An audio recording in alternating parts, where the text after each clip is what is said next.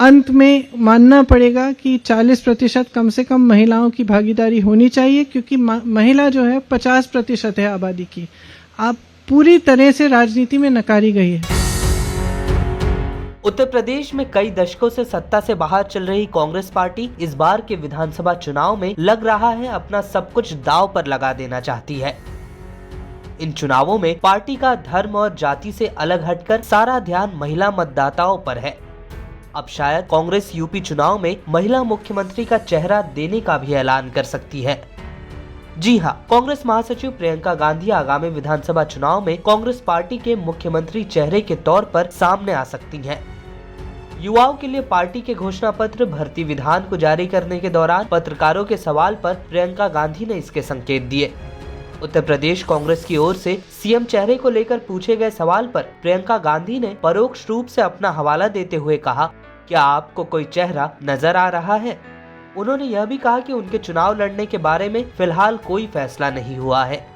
मुख्यमंत्री के चेहरे को लेकर अक्सर सवाल उठते रहते हैं। आपको किसी और का चेहरा दिख रहा है जी यूपी में कांग्रेस पार्टी की तरफ से?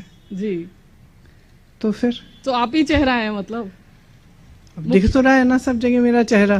जी।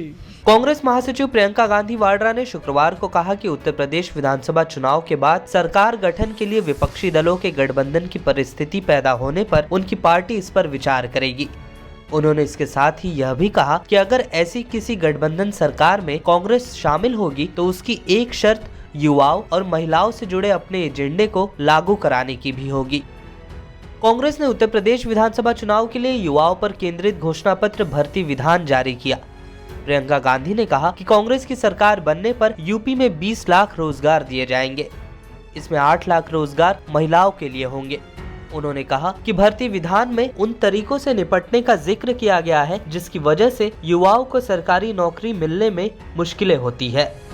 कांग्रेस के भर्ती विधान के मुताबिक राज्य में परीक्षा के लिए एक कैलेंडर जारी होगा जिसमें भर्ती विज्ञापन, परीक्षा, नियुक्ति की तारीखें आदि दर्ज होंगी और इसका उल्लंघन होने पर कड़ी कार्रवाई की जाएगी।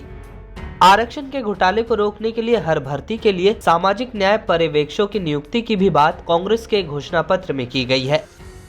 डॉक्टरों के 6000 पद खाली हैं, इनको भरा जाएगा।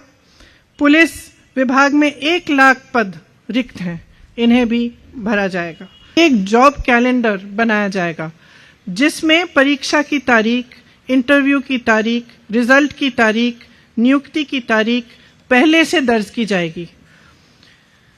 इसका कड़ाई से पालन करवाएंगे और इसके उल्लंघन पर जुर्माना किया जाएगा।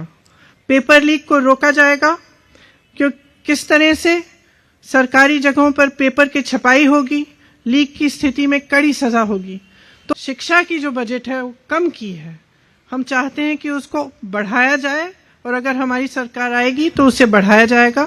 अंत में मानना पड़ेगा कि 40% कम से कम महिलाओं की भागीदारी होनी चाहिए, क्योंकि महिला जो है 50% है आबादी की।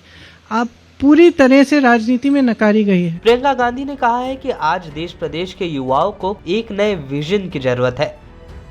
यह सिर्फ कांग्रेस ही दे सकती है, भाजपा यह विजन नहीं दे सकती। कांग्रेस महासचिव ने 40 साल में सबसे ज्यादा बेरोजगारी की स्थिति पैदा करने के लिए बीजेपी को सीधे तौर पर जिम्मेदार ठहराया। इस वीडियो में फिलहाल के लिए इतना ही। देश दुनिया की तमाम ताजा तरीन खबरों के लिए लोकमत हिंदी को सब्सक्राइब करें।